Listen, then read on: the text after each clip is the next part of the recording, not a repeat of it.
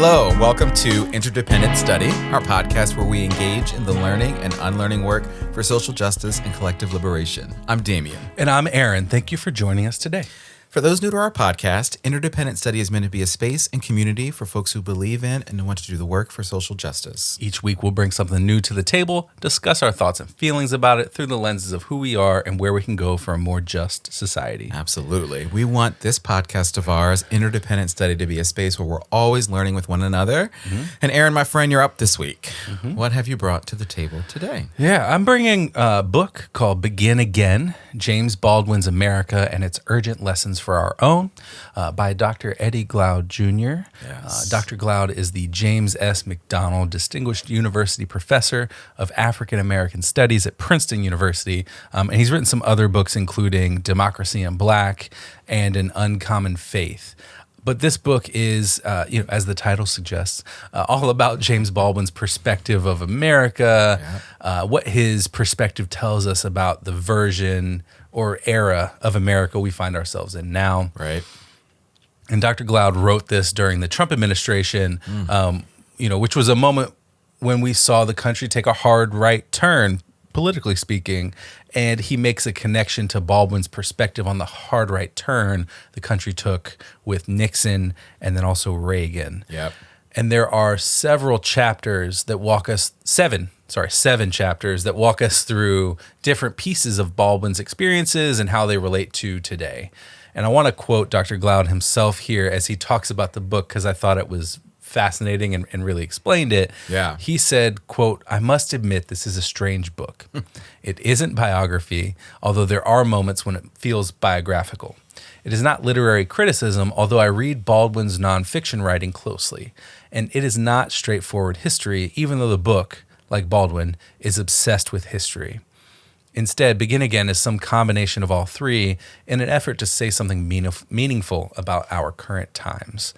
The book moves backward and forward, vacillating between the past and present as I think with Baldwin about this troubled period in American history."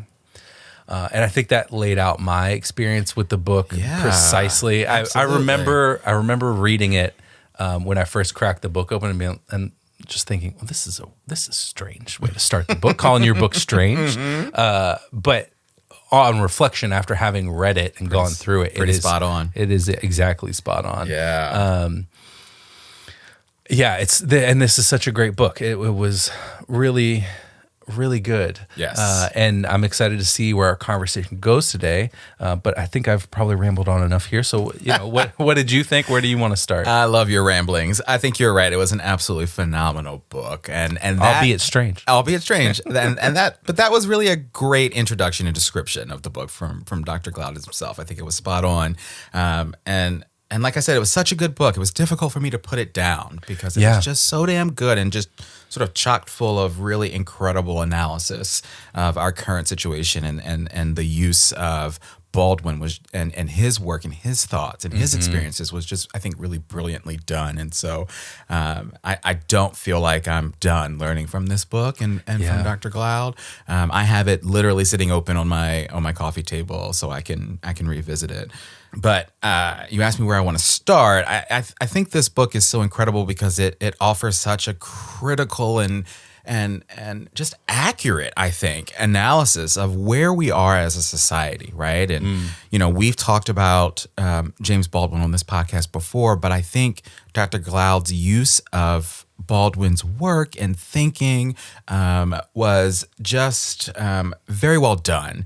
And you can tell he's got a real passion for Baldwin and his works, as he mentioned in his introduction. We certainly know and believe in the power of understanding our history and this country's history to help us make sense of our present day. And I think this book was just a shining example of that, right? Yeah. And so I love this book. And I think I knew that this was going to be a really compelling book kind of early on because Dr. Glaude asked himself a particular question in the introduction of the book, the introductory chapter. And the question was this: what do you do when you have lost faith in the place you call home?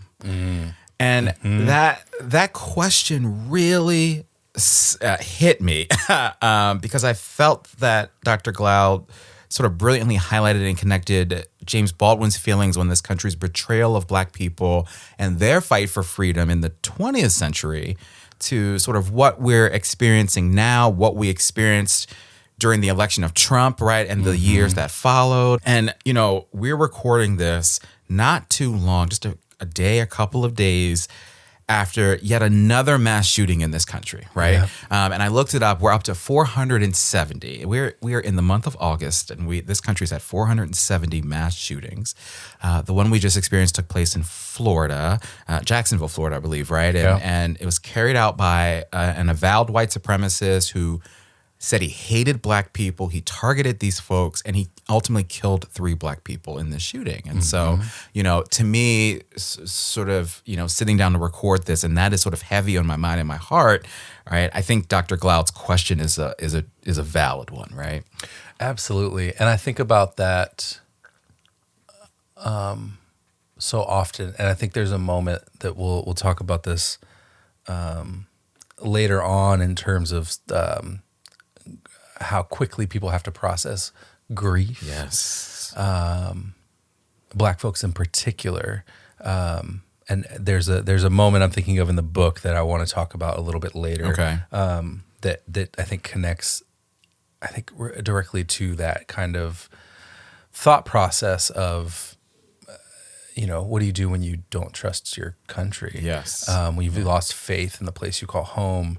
One of the things that we talk about on this little show of ours is abolition of the prison industrial complex, which includes a lot of things, right? And we talk about that because there has to be a better way, especially when, as you say, what do you do when you've lost faith in the place you call home? Yes. And the only place you turn to another way of doing things, Absolutely. I think. You turn to another way of thinking about how things could be successful. Should be. Yeah. And I think this argument that Dr. Glaude includes in the Begin Again chapter, there's a chapter called Begin Again. Good clarity. Yeah. Which is from Baldwin's book titled No Name in the Street, where he says, he being James Baldwin, quote, "If one really wishes to know how justice is administered in a country, one does not question the policemen, the lawyers, judges, or the protected members of the middle class. One goes to the unprotected, those precisely who need the law's protection the most, and listens to their testimony. Ask any Mexican, any Puerto Rican, any Black man, any poor person. Ask the wretched how they fare in the halls of justice. And then you will know not whether or not the country is just, but whether or not it has any love for justice or any concept of it. It is certain in any case that ignorance allied with power is the most ferocious enemy justice can have." Wow. And I think that is such a perfect way of, explaining why I like to bring things to talk about abolition here. I believe in and why I believe in replacing the criminal punishment system as it currently exists with something else entirely. And we know from the varied experiences of people in the system, we've heard these stories, and we've seen that the reforms don't reform a thing. Right. And we know that this country has no love for justice and very little concept of it, Right, because of the way that it continues to perpetuate injustice. Whether that's through the court system and through the sort of formal ways of doing things, or whether that is in the 470 mass shootings that we've had this year. Right. Those are different sides of the same problem, of the same set of problems that we have here. Absolutely. Oh, that quote is really brilliant. I think I love the piece about sort of ignorance allied with power being the most ferocious enemy justice can have, right? And I think that is just that's a quote, and there's just such excellent connection to what we're experiencing today, right? From what James Baldwin wrote so many years ago, and so I think again, to me, Dr. Glaude connecting to James Baldwin and his work and his analysis of what justice truly looks like in this country, absolutely is so spot on, right? Mm-hmm. And to me, I agree with you. It shows me, it demonstrates to me that abolition is the only way forward, right? Like if we're continuing to just perpetuate this system that is, as you say, doing just irreparable harm to all of us. And I think that really connects to something that I wanted to talk about here on our little show, as you called it. There's a chapter in the book called "The Lie." Yeah. And to be honest, I went a little highlight crazy in it because it was so good. There is this quote that I want to share. Dr. Glaude said this, quote, "Baldwin's understanding of the American condition cohered around a set of practices that, taken together, constitute something I will refer to throughout the book as the lie. This idea of facing the lie was always at the heart of Jimmy's witness because he thought that it, as opposed to our claim to the shining city on a hill, was what made America truly exceptional. The lie is more properly several sets of lies with a single purpose. If what I have called the value gap is the idea that in America, white lives have always mattered more than the lives of others, then the lie is a broad and powerful architecture of false assumptions by which the value gap is maintained. These are the narrative assumptions that support the everyday order of American life, which means we breathe them like air. We count them as truths. We absorb them into our character." And what I appreciated I think in Dr. Glaude's analysis of our society and of the connection to Baldwin's analysis of our society at that time was the fact that the lie is unfortunately just part of the fabric of it, right? Yeah. Right? The lies this country has told and continues to tell about the other, right? About Black people, right? In this case, about itself as well, right? Have done just such tremendous harm. Yeah. And as you said, I just recently finished The Racial Contract by Charles Mill. Just finished reading that. And what he suggests is that the West, the U.S. in particular, beyond what philosophers call the social contract, right? Yes. Which is the things that people buy into to be part of a society, A functioning society, right? and so the things that you sort of accept that go along with that something that supersedes that and that flows through all of these societies is a racial contract, which is this is a different way to say that. Yeah. Right? Like that the racial contract establishes an order of hierarchy. Yes. And that's what the lie is, right? Like it's that very similar thing. And so I was thinking about that a little bit as I read the book because I read The Racial Contract after I read this. I was thinking about this book as I read that because they were so connected. A lot of connection there, right? In terms of the sort of thinking around the lie and then the racial contract. But the way that you just laid that out just made me like reconnect to all of that too. Yeah. Because the lie is so central to so much of the stories we tell about ourselves. Absolutely. It's all wrapped up in the reactions to Black Lives Matter and the 1619 Project. Oh, yeah. It's the foundation of the panic around critical race theory that we've talked about a few times here. The lie persists and it has us repeat our history in so many ways. You know, there's this moment in the Dangerous Road chapter where Dr. Glaude writes about Baldwin, who was trying to make sense of a series of events, including Dr. King's assassination, Medgar Evers' assassination, Malcolm X's assassination, and how, quote, Baldwin and Black America has to mourn and make sense of unimaginable loss with little time to grieve because of the nastiness of the white world kept coming at them.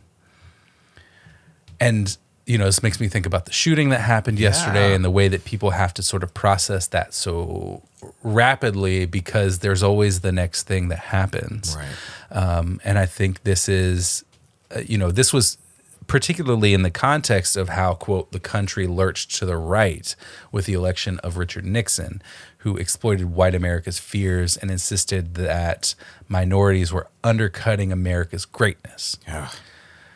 Which, in that you can hear the echoes of Reagan's campaign slogan and Trump's campaign slogan, "Make America Great Again," and the way that black folks in America have to grieve so rapidly because of the unrelenting stream of death that just continues. It's sort of nonstop. Yeah. And so the lie, I think, I guess as expected, because it sort of lays out a foundation and a philosophy for the rest of the book. Right. It flows through the rest of the book. There's all these elements where he connects back to that concept of the lie.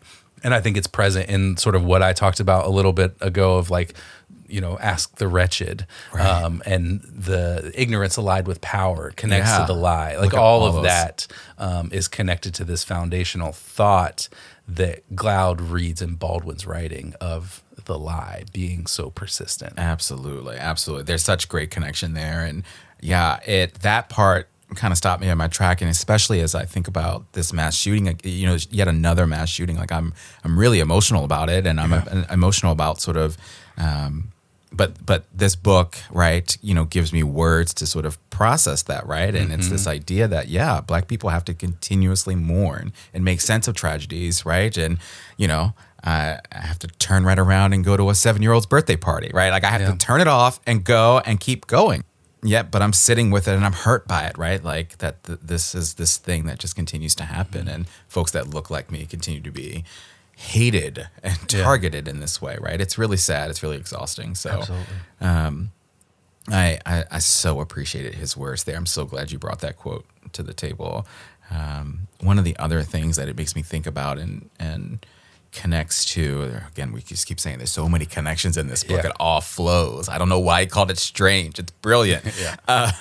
There's a chapter called Witness, and I think he used the framework in which James Baldwin operated and conducted his work to highlight the importance of knowing and understanding not only our history, but also the realities of our present day, right? And how important it is to continue to do this work and to bear witness to those realities and to tell the stories of how we got here, where we are, what people are truly experiencing, to hopefully sort of push us, I think, to do what's necessary to get us all free, to get us to this place where we're not experiencing these tragedies, we're not experiencing conditions where people are having to make difficult choices about how they live, right? And the fact that we're all living in this capitalistic white supremacist society, right? Like the idea of bearing witness to me is such a powerful concept and a powerful and necessary action for us. Absolutely. And it reminds me of the documentary we watched. Because we talked about, we quoted Baldwin talking about needing to bear witness. When we talked about that, I just want to go back also to what you said about appreciating this book and the way that it gave us so many words about all of these things. Because it gave us words from Baldwin, but also Dr. Glaude's own analysis and his own input into and vision and perspective. It's a blend of all of blend isn't right. No. But it's all of it. And it's it made me appreciate that more too, because Absolutely. In a lot of ways after reading this book I felt like I had read a lot of Baldwin. Right. When, in actuality, like not really. Yeah. But so much of it is so Dr. much of Glaude, it and is- so much of it makes me want to read. And you mentioned 2 of his other books. It makes me absolutely want to pick those up too. yes. 100%. All right. Well, let's shift here. Let's talk about application. How does this book apply to our day-to-day lives? I think there's so many lessons in here about what we're experiencing. Yes. Even though much of the emphasis of this book and the analysis that Dr. Glaude does bring is about sort of the Trump administration and the hard right, authoritarian proto-fascist turn the country took with him. It still applies. Yes. As we see most of the Republican candidates continue to support him and say that they will support him no matter what. Yeah. Which means they support who he is and what he has done. Yes.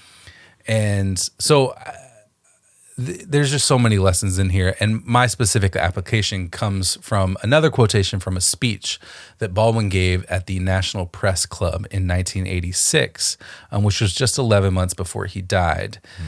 He said, quote, "We are living in a world in which everybody and everything is interdependent. It is not white, this world. It is not black either. The future of this world depends on everyone in this room. In that future depends on to what extent and by what means we liberate ourselves from a vocabulary which now cannot bear the weight of reality."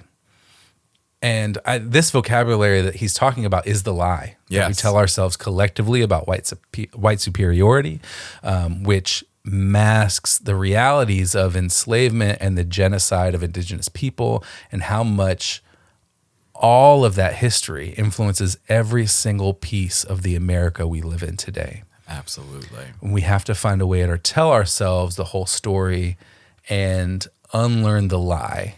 Yes. And that's an individual thing, but it's also something that has to be done in communities within your locus of control, in relationship with other people. Yes. And I think that's my application. So I love it. What about you? I love it. I love the sense of the importance of liberation, right, that he talks about there. And absolutely, that the learning and unlearning work, we talk about it every single week. We made a conscious decision, an intentional decision to include that as part of the ethos of our podcast, right? Yeah. That's important to us. That work is so critically important. And so I loved that application. Very, very good. I also pulled a quote from this incredible book for my application. There's so many good ones. There's so many good ones. Dr. Glaude, in his chapter called The Reckoning, and he referenced this as sort of a radical, quote unquote, radical idea. I don't think it really is that radical, but it is radical in a sense of, building a world where we don't just focus on the Trump supporter, right, or the far right Republican, and instead what we need to do is we have to focus on the work to build the world we want and need to see. Yeah. Right. And so the quote is this: "Much is made today of the necessity to reach out to the disaffected Trump voter. This is the latest description of the silent majority, the Reagan Democrat, or the forgotten American. For the most part, we are told these are the high school educated white people, working class white people, who feel left out of increasingly diverse America. These are the voters left behind by a Democratic Party catering to so-called identity politics, as if talking about a living wage and health care as a right, or affordable education, or equal pay for women, or equal rights for the LGBTQ community, or a fair criminal justice system somehow excludes working class white people. Yeah. We are often told they are the heartbeat of our country, and we ignore them at our peril." And so there's that. Put a pin in that, because a little bit later on in that section, he goes on to say this: "Baldwin came to understand that there were some white people in America who refused to give up their commitment to the value gap. For him, we could not predicate our politics on changing their minds and souls. They had to do that for themselves.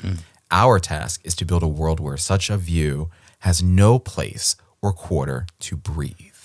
Right? Like, I love this idea of sort of suffocating that, right? And sort of exterminating it from our society, right? And so I think those connections work really well. The applications work really well together there, right? This idea of the work that we really need to do, and as you talk about, right, the work we need to do collectively in our spheres of influence, with our family, with our friends, right? Like, what is the work we need to do is sort of the application I take from this book. Yeah, and I think that in that quote, I highlighted that section too. Yeah, so good. And I considered bringing it as well. So I'm glad we figured that out. There's a moment where he talks about how we might have to, or it sounds like we're throwing people away when we create that new version of America, and creating a world where that view has no place or quarter to breathe. And I don't think it's throwing people away At all. I think that as I sit and think about it, that value gap that people hold on to, I think that they're holding on to it because they've been sold it. Yes. They've been led to believe that it is a real thing, and that if those people over there get what you have, you're going to lose what you have. Right. And they've created this winner take all sort of dichotomy mentality of it. And I think that I don't think that we have to throw all those people away. I think that there has to be, and I don't know what this looks like. I don't really know what it means, but there has to be something else sold to these people, right? To bring them along, because all those things that he listed, like, guaranteed health care, a living wage, affordable Equal education, all of those things, a fair criminal justice system, because poor and working class white people are also like negatively impacted by that system in ways that I won't be because of my class status, right? Like addressing all of those issues will ultimately be a net benefit. And so there has to be a different way that we talk about it.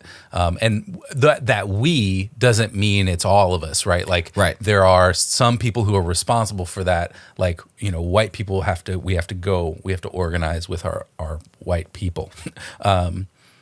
But I don't, he says it's throwing people away, and I don't think it is. Yeah, I think it's throwing away what it is that they've been sold. Yes, which is also a tough thing to do when you buy something. Yes, and it's throwing away the lie, right? It's throwing away the lie. Unlearning the lie. Yeah. Absolutely. So good. Yeah, there's so much in it. So yeah, thank you. Your application's wonderful. Appreciate it so much. And this is a good place to shift, talk about homework. Let's do it. How do we want to continue to learn about this beyond our conversation today?